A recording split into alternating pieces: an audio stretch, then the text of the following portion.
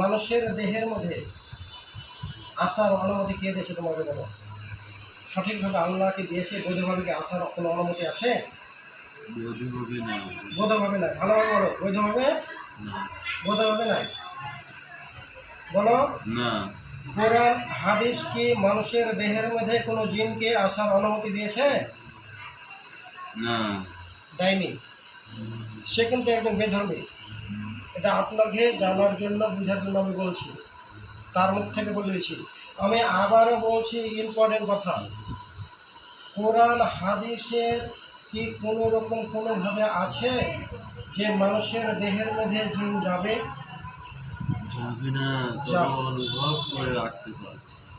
যাবে না, কিন্তু অনুভব বাহির থেকে অনুভব করে রাখতে পারবে, তাও তো তোমাকে দেয়নি। এটাও দেয়নি, এটাও নাই। তুমি তোমার মতো থাকবা, তোমরা তোমার মতো থাকবা, আমরা মানুষের মতো থাকবো।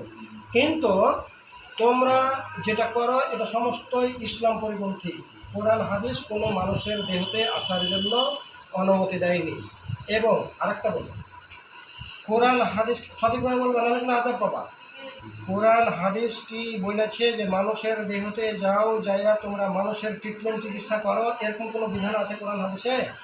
কোরআন হাদিসে নেই। কিসে আছে বলো? কিন্তু আমরা বেধর্ম, তোমরা বেধর্ম, আমাদের কোনো সম্মান নেই। তোমাদের কোনো সম্মান নেই।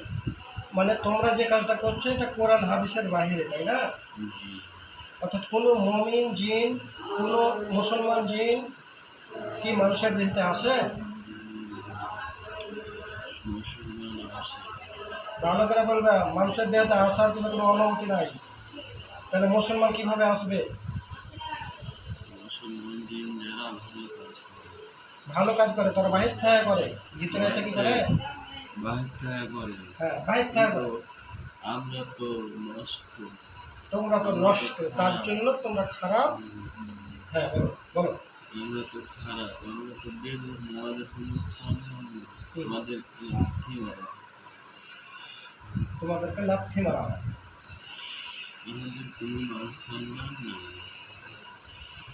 আমরা শুধু মানুষের ভিতরে অনুভব করি, যাকে ভালো মনে হয়।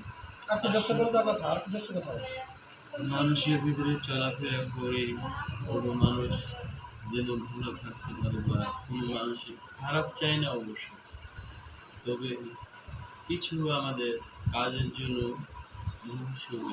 আমরা বিপদে পড়ে যাই, অনভ্যস্ত হয়ে যাই, কিন্তু সেগুলো আমরা কোনো মান সম্মান বিরোধী বলে কিছু